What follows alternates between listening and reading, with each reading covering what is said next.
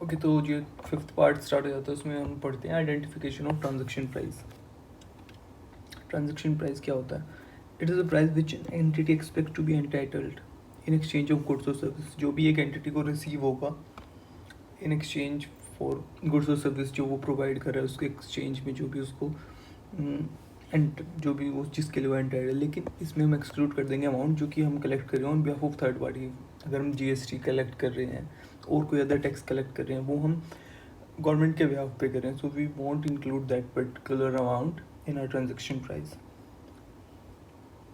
फिर इसको कंप्यूट करने के चार तरीके हो जाते हैं। एक तो वेरिएबल कंसिडरेशन हो गया, फाइनेंसिंग कंपोनेंट हो गया, नॉन कैश कंसिडरेशन हो गया, अमाउंट पेबल टू कस्टमर हो गया। ये बड़ा सिंपल सा है कि जो भी हम अमाउंट हमें रिबेट जो भी तरह के जो डिस्काउंट मिल रहे हैं ना, उसको सब्ट्रैक्ट कर दो। नॉन कैश कंसिडरेशन हो जाता है हमारा कि जो भी हम शेयर्स दे रहे हैं जैसे, तो उसकी हम फेयर वैल्यू ले लेते थे और उसमें सब्सिक्वेंट मेजरमेंट अलाउड नहीं होता, तो करते ही नहीं है। जो एक बार ले लिया वो ले लिया, जिस एक्सचेंज डेट को हम ले लेते हैं जो भी अमाउंट होती है। फाइनेंसिंग कंपोनेंट के अंदर वो आ जाता है कि इसके अंदर कितना फाइनेंसिंग कंपोनेंट इंक्लूड है, transaction price and selling price का डिफरेंस ले लेते हैं, एक साल से ऊपर वाली कंडीशन चेक करते हैं, दो तीन चीज़ें और होती हैं। वेरिएबल कंसिडरेशन होता है कि हमें क्या इंक्लूड करना चाहिए। कई बार वेरिएबल कंसिडरेशन जो होता है ना, वो पार्ट होता है उसका, जो कि जैसे कि पहले 10 लाख होता था, वो हमने क्वेश्चन किया था बड़े वाला, क्वेश्चन नंबर 26। उसके अंदर ये होता था कि इतनी तो फिक्स होती थी, फिर ये हो जाता था कि 95% हमें इतना वो मिल सकता है, तो हम उसका कुछ सर्टेन परसेंटेज कंप्यूट कर लेते थे, है ना। और तो उसको हम वेरिएबल कंसिडरेशन का पार्ट मान लेते थे। जैसे 10 लाख हमें पता होता था फिक्स है, और फिर हमें लगता था 11 लाख और मिल सकता है। फिर फोर्थ और फिफ्थ ईयर में पता लगा कि नहीं 12.5 लाख मिल सकता है, और फिर उसी के अकॉर्डिंग हमने वो उसमें पहले में भी चेंजेस किए थे, जिसको हम क्यूमुलेटिव कैचअप एडजस्टमेंट के नाम से वो बताया था। तो वो इसमें अभी हम देखेंगे आगे इस क्वेश्चन में। तो इसके अंदर दो मेथड्स होते हैं, एक तो होता है expected value method and then the mostly likely method. तो मोस्टली लाइकली मेथड में क्या होता है आपका?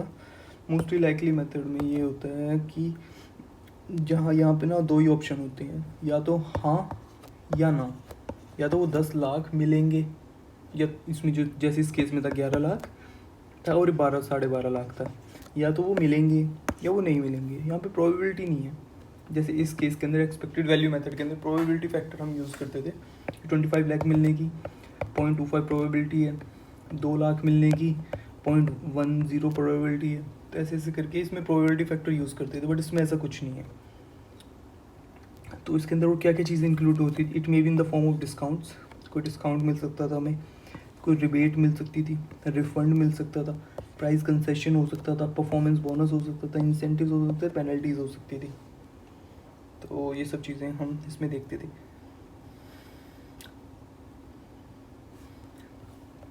तो इसके ऊपर जो क्वेश्चंस बेस्ड है वो है 23, 24, 25, 26 और लास्ट में 42 है।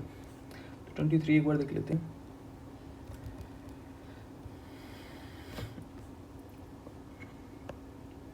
एक बार पहले ये पूरा वो कवर कर लेते हैं, ठीक है। तो इसमें इस तरह का हो जाता है। फिर एक आ जाता है फाइनेंसिंग कंपोनेंट। फाइनेंसिंग कंपोनेंट के अंदर जैसे ये बता रखा है कि 10,000 जो है वो नॉर्मल प्राइस जो है चल रहा है मार्केट में, और हम दे रहे हैं 12,000। तो मतलब यहाँ पे कुछ घपला है कि शायद हम फाइनेंसिंग कंपोनेंट भी इंक्लूड कर रहे हैं इसके अंदर, कितने टाइम बाद देगा तो मुझे उसमें वो देगा, लेकिन इसका ट्रांजेक्शन प्राइस तो कुछ हो रहा है, बाकी तो तू इंटरेस्ट इनकम रिसीव कर रहा है। लेकिन कई बार ऐसी चीज़ होती है, जैसे कंस्ट्रक्शन के लिए हम वो ले लेते, रिटेंशन अकाउंट बनाते थे उसके अंदर, जो शकूर जी बलौन का था। तो उसके अंदर जो था ना वो उसको हम कंसिडर नहीं करेंगे कि वो फाइनेंसिंग कंपोनेंट है। वो तो एक रिटेंशन अमाउंट हो गई कि फ्यूचर में कोई अनएक्सपेक्टेड लॉस ना हो जाए, या फिर वो बंदा पैसा लेके चला ना जाए, आगे का काम हमारा ना करे, तो कुछ ना कुछ हाथ में रहना चाहिए। तो कब तक केस वेस लड़ते रहेंगे, और फिर वो एक स्टेबिलिटी होती है। तो हायर परचेज प्राइस अगर होता है ना, तो उसके अंदर इंक्लूड होता है इंटरेस्ट कंपोनेंट। फिर स्टार्ट हो जाता है हमारा provision Ind AS and entry should find out financing component in the transaction price. It means Ind AS 115 consider time value of money, TVM। Okay, the concept the following 3 should be consider while computing. ये 3 चीज़ें consider करनी चाहिए, transaction price and cash selling price में difference. अगर इन जो difference है वो इनसिग्निफिकेंट है तो उसको छोड़ दे, लेकिन अगर सिग्निफिकेंट है तो उसको कंसिडर कर। तो ये 3 चीज़ें थी, एक अमाउंट है, ड्यूरेशन और मार्केट रेट। वो IRR के लिए हम निकालते हैं। तो ड्यूरेशन जो है वो होना चाहिए 1 साल से ज़्यादा। अगर विद इन 1 ईयर है तो उसको इग्नोर कर दो, ठीक है। तो इसमें वही एक एक्टिव इन्वॉल्वमेंट होनी चाहिए, एक मतलब दिमाग लगाना पड़ता है कि कैसे होगा कैसे नहीं होगा। कई बार ऐसा भी होता है कि अमाउंट जो है वो रोक रखी होती है कि कोई फ्यूचर में लॉस ना हो या वो बंदा अपनी परफॉर्मेंस ऑब्लिगेशन पूरी ना करे, तो उस केस के लिए भी रोका जा सकता है। तो उसको हम इसका पार्ट नहीं बनाते हैं फाइनेंसिंग कंपोनेंट का। Then third one is non cash consideration. It may be possible that is entity receive non-cash consideration exchange of goods or services. Okay, then in the given case transaction value will be computed as follow. हम वही कर लेंगे, उसकी fair value है ना consideration, that will be taken as the revenue on the date of exchange of consideration. जैसे कि यहाँ पे एग्जांपल भी रिकॉर्ड किया था कि फेयर वैल्यू है on the date of exchange and number of वो सब्सिक्वेंट मेजरमेंट तो अलाउड नहीं है। तो यहाँ पे 10,000 शेयर्स हैं एट द डेट ऑफ 120, ठीक है। हमने कुछ लिया 10,000 का, कुछ लिया हमने, 120 उसका रेट है, तो हम इसको कंसिडर नहीं करेंगे। जो हमने पेमेंट करी है ना, जो अगर पेमेंट करी है उसका रेट कंसिडर करेंगे, जो कि 20,000 शेयर्स दिए हैं एट द रेट ऑफ 400, उसकी जो मार्केट वैल्यू, तो 8 लाख रुपए हम कंसिडरेशन रिकॉर्ड कर लेंगे। लेकिन अगर ऐसी सिचुएशन होगी कि हमारे पास में ये वाली अमाउंट नहीं है, तो उस केस में हम क्या करेंगे, in the absence of fair value of receive consideration we can consider fair value of given goods और सर्विसेज, उस केस में हम कर लेंगे, ठीक है। Then consideration payable to customer, जिसमें कंसिडरेशन वही पेमेंट जो भी, तो वो वाउचर की फॉर्म में हमें मिल सकता है, कूपन की फॉर्म में मिल सकता है, और वो हमारे ट्रांजैक्शन प्राइस को रिड्यूस कर देगा।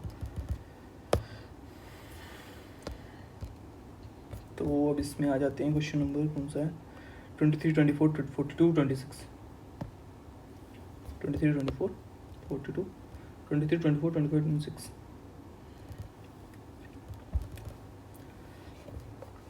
तो ये था एस्टिमेटिंग वेरिएबल कंसिडरेशन था इसमें, ठीक है। It would contribute build a sophisticated machinery के लिए वो परफॉर्मेंस ऑब्लिगेशन और द परफॉर्मेंस कंसिडरेशन 2.5 करोड़ रुपया depending on the time of completion for day. The promised consideration is reduced by rupee for each date and first month as it complete. In addition, one completion of the third eligible interest that is assigned a rating based. अगर वो entity एक specified rating जो भी उसने बता रखी है वो मिल जाती है, तो वो 15 लाख रुपए उसको मिलेंगे। तो इसके अंदर क्या था, या तो 15 लाख मिलेंगे या नहीं मिलेंगे।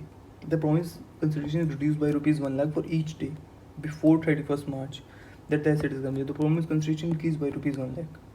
अगर 31 मार्च से पहले बनाया तो 1-1 लाख से बढ़ जाएगा, लेकिन 31 मार्च के बाद बनाया तो 1-1 लाख से कम हो जाएगा। और प्रॉमिस कंसिडरेशन जो ऑलरेडी है वो 2.5 करोड़ का है, ठीक है। If the asset receive a specified rating तो 15 लाख उसमें मिलेंगे। तो इसके अंदर 2 चीज़ हो जाती थी ऐसे, तो separate estimate for each estimate to estimate the variable considerations with the daily penalty or incentive plus minus lakhs per day. Suppose it is method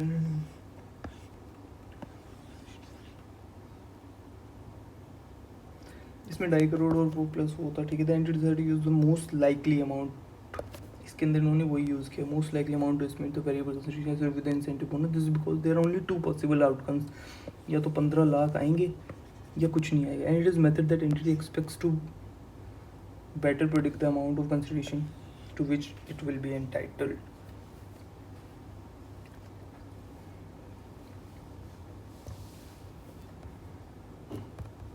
ठीक है, सो 24 आ जाता है। इसके अंदर मतलब सिंपली जो आपका मेथड लगा वो यही लगा, मोस्ट लाइकली मेथड, क्योंकि या तो इसमें येस है या इसमें नो है, ठीक है। बीच का इसमें कोई चीज़ थी नहीं। जहाँ पे रेंज आ रही होती है ना, वहाँ पे एक्सपेक्टेड वैल्यू मेथड लग जाता है। This is because this method expects to better predict, यहाँ पे वही लगा है, यहाँ पे एक्सपेक्टेड वैल्यू मेथड लगा है। Then is use expected value method, ये रहा ना, to estimate the variable consideration associated with daily penalty or incentive that 2.5 crore plus or minus lakh, but this is because it is the method that entity expects to better predict the amount of consideration which it will be entitled, क्योंकि उसको लगता है कि it will better predict, ठीक है। Okay, तो 24 start करते हैं, उसके बाद में क्वेश्चन इसमें भी वही वेरिएबल कंसिडरेशन की वही कंप्यूटेशन देखनी है क्या है। Consideration to be complete by the 36 month for agreed upon price of ₹25 crore. ठीक है, फिर इसमें ये बता रखा है इन्होंने तो साफ साफ बता रखा है 15% की 25% चांस है, 10% बोनस मिलेंगे, इसकी 40% 5% मिलेंगे, इसके 15% है, तो वही इसमें लगा करके अमाउंट कंप्यूट कर लेंगे। 15%, 10%, 5%, ये 0%, तो 25, 40, 15 किस अमाउंट का निकालना है वो यहाँ पे लिख रखी है अमाउंट ऑफ बोनस। तो इतना इतना इतना इतना इतना प्रोबेबिलिटी वेटेड अमाउंट की आ जाएगी। ठीक बात है। तो 15% बोनस ऑफ द कॉन्ट्रैक्ट, तो वो बोनस की अमाउंट कहाँ पर लिखी हुई है, वो 25 करोड़ का 15% होगा।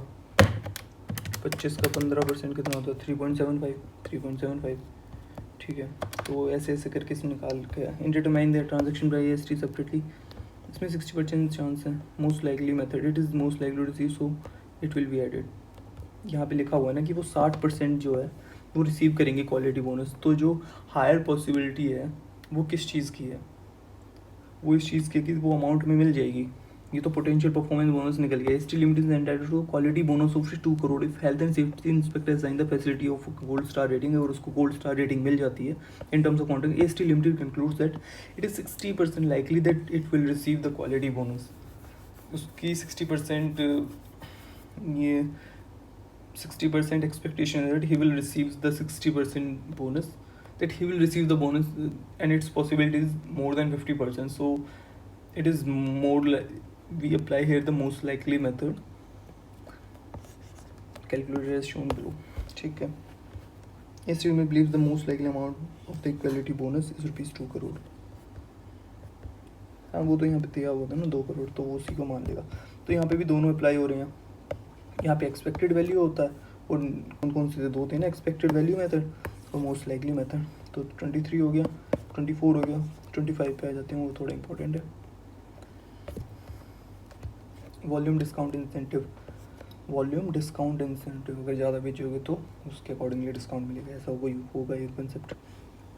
On sell products for 1000 unit, if customer purchase more than 100 unit product in financial year, the contract specify that price per unit is retrospectively reduced to ₹900 per unit। 1000 था 900 हो गया। ठीक है, अगर परचेज करता है वो मोर देन 100 यूनिट्स। ठीक है, for the first quarter ended 30 June 2021 the entity sell 10 units of product A to the customer. वो 10 यूनिट बेचता है। The entity estimates that the purchaser will not exceed the 100 unit threshold required for the volume discount in the financial year। अगर नहीं कर पा रहा है तो ये वही एक्सपेक्टेड वैल्यू मेथड हो गया, नहीं कर पा रहा तो नहीं देंगे, कर पा रहा है तो दे देंगे। ST Limited determines that it has significant experience with the product and with the purchasing pattern of the customer. Thus, ST Limited concludes that it is highly probable that a significant reversal of the cumulative amount of the revenue recognized, that is ₹1,000 per unit, will not occur when the uncertainty resolved। Okay, उसके पास में काफ़ी experience है, उसको purchase pattern पता है, उसको पता है कि अगर एक बार रिकॉर्ड हो गया तो वो चीज़ नहीं होगी, रिवर्स नहीं होगी। मतलब कि अगर उसको पता है कि 10,000 पर यूनिट पर बेच दिया, यानी कि 100 यूनिट से कम बेची तो ₹1,000 चार्ज किया जाएगा, तो वो एक बार हो गया तो वो नहीं चेंज नहीं होगा जो उसका एस्टिमेट है, जो उसको लगता है on the basis of his prior experience. In May 2021, the customer acquires another company, and in the second quarter, the entity sells an additional 50 unit product to the customer. In the light of the new fact, the entity estimates that the customer's purchases will exceed the 100 unit threshold for the financial year, and therefore it will be required to retrospectively reduce the price per unit to also। यहाँ पे situation ऐसी होगी, जो customer ने acquire करे another company, and in the second quarter उसने sales की additional 50 units of product to the customer. In the light of the new fact the entity estimate that the customer purchase will exceed the 100 units. तो उसमें उसने ये estimate किया कि जो उसकी अमाउंट है that will exceed the 100 unit. तो अगर उसको एस्टिमेट कर रहा है वो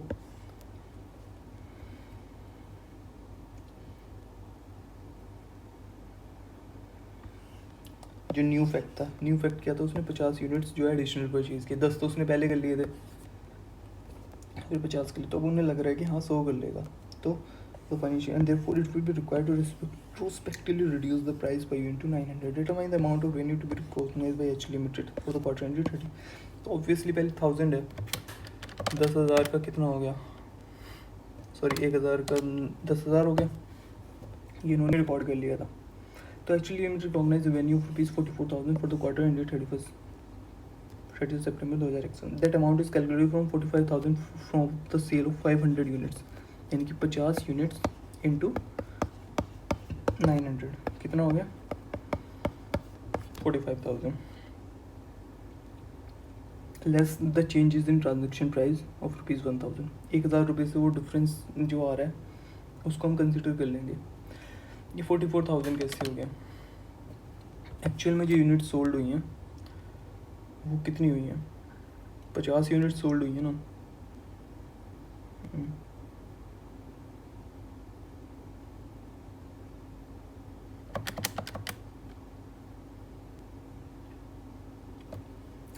ये 44,000 रिकॉर्ड करेगी. क्यों रिकॉर्ड करेगी ये एंटिटी 44,000? इसका रीज़न ये है, उन्होंने वो तो रिकॉर्ड ही नहीं किया, वो जो पहले वाली बात थी ना, ये तो रिकॉर्ड कर लिया 10,000 रुपये का फॉर द क्वार्टर एंडेड.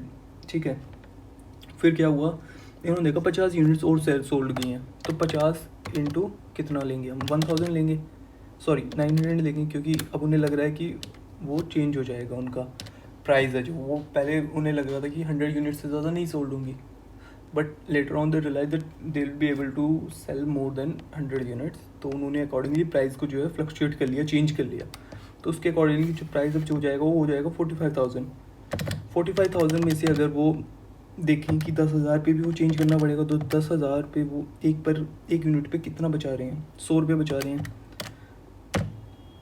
ठीक है, तो 10 इंटू 100 कितना हो गया 1,000. तो 45,000 minus 1,000 there will be 44,000 which they will record finally in their books of accounts for the reduction of revenue relating to unit sold. ठीक है, ये थोड़ा की ठीक था क्वेश्चन. उसके बाद में क्वेश्चन आया था 26 25 हो गया 26 और देन 42. एनएडी फिक्स कॉन्ट्रैक्ट 1 मिलियन का कॉन्ट्रैक्ट लगाया उसने, यानी कि 10 लाख का. उसमें देखा कि 9.5 लाख रुपए उनको जो कॉस्ट पड़ती है उसको बनाने की. ठीक है, द एंटिटी विल, यहाँ पे हम जो देख रहे हैं ना वो हम सिर्फ वेंडर के पॉइंट ऑफ व्यू से देख रहे हैं, यहाँ पे हमें परचेजर के पॉइंट ऑफ व्यू से देखने का कोई नहीं है और कोई लॉजिक नहीं है. तो उसके बाद में क्या हुआ, entity use the cost to cost input method, जो भी वो मेथड यूज़ कर रही है. ठीक है, has experience in creating product that meet the specific, उसके पास में अच्छा एक्सपीरियंस है. फिर ये इंपॉर्टेंट चीज़ जो आती है वो यहाँ से आ जाती है कि उसके पास 10% जो इंसेंटिव है, and to that will achieve the 25% incentives. इनके पास में 5 इंजीनियर ऑल्टरनेटिव्स हैं, जो 5 कह रहे हैं कि भाई आपको 10% का इंसेंटिव मिल जाएगा.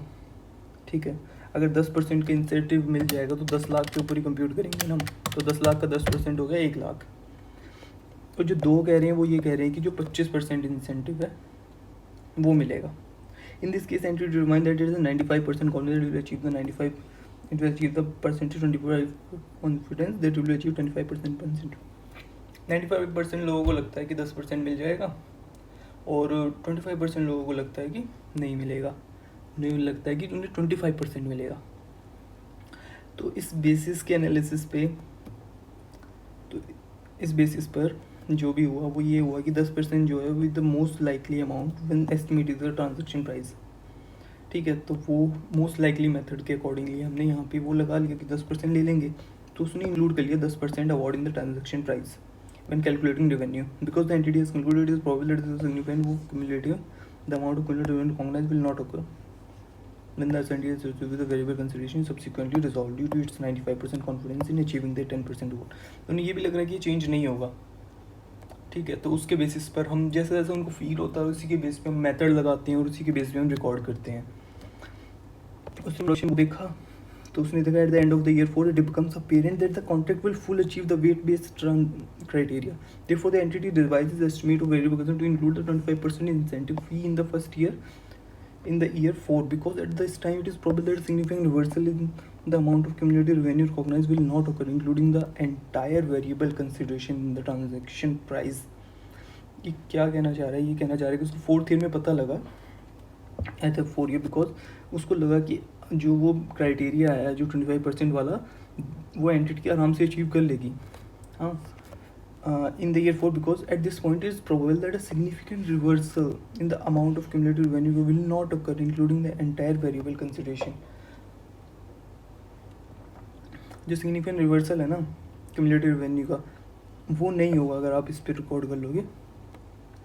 पहले भी लगा था इस तरह का, यहाँ पे भी दोबारा लग रहा है इसको, तो मानेंगे हम। वहाँ पे भी माना था reversal in the amount of cumulative components will not occur. There is significant reversal in the amount of cumulative components will not occur, including the entire variable consideration in the transaction price.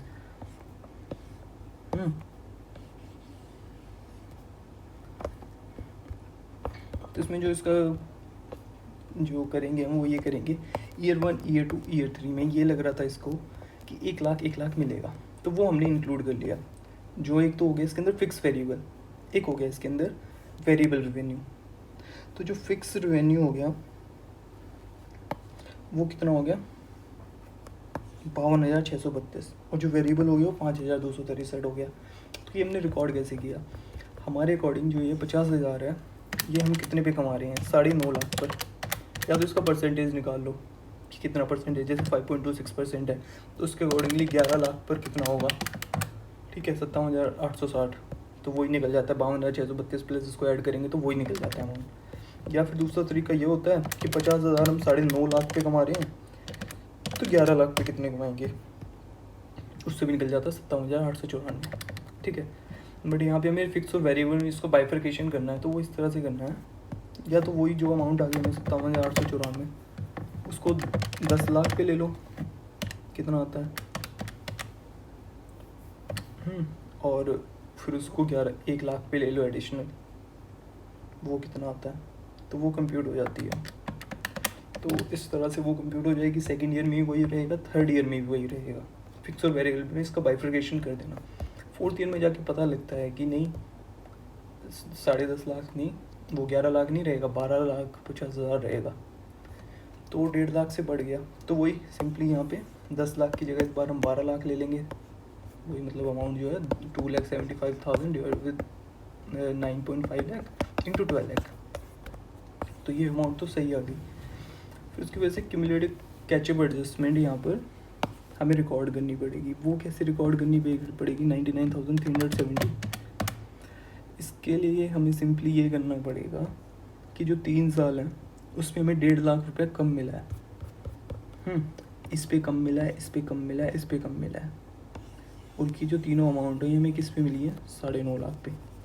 तो 50,000, 1,75,000 plus 4 lakh, ये हमें मिल रहा है 9,50,000 पे। तो इसके accordingly 1.5 lakh पर कितना मिलना चाहिए था 98,684। तो ये रही अमाउंट हमारी 98,684, उसके मतलब आसपास ही होगी ये अमाउंट भी, तो ये हम रिकॉर्ड कर लेंगे, ठीक है, क्योंकि हमें जो एडिशनल है वो रिकॉर्ड कर लेंगे। ये 50,000, और एक और जो दिक्कत आई थी कि 50,000 पे तो 9.5 लाख एक एक करके निकालना चलता, तो एक एक करके निकाल, या तीनों का 1 साल लेके निकाल, वो एक ही बात होती है, इसमें ऐसे कोई डिफरेंस नहीं होता, ठीक है। फिर ये इसके ऊपर ये 26 क्वेश्चन था, ये सब ऐसे ही था। फिर आया था हमारे सेकंड उस पर, जो सेकंड कंसेप्ट है हमारा फाइनेंसिंग कंपोनेंट का, उसमें हम देखते हैं ट्रांजैक्शन प्राइस और उसके अंदर जो डिफरेंस होता है।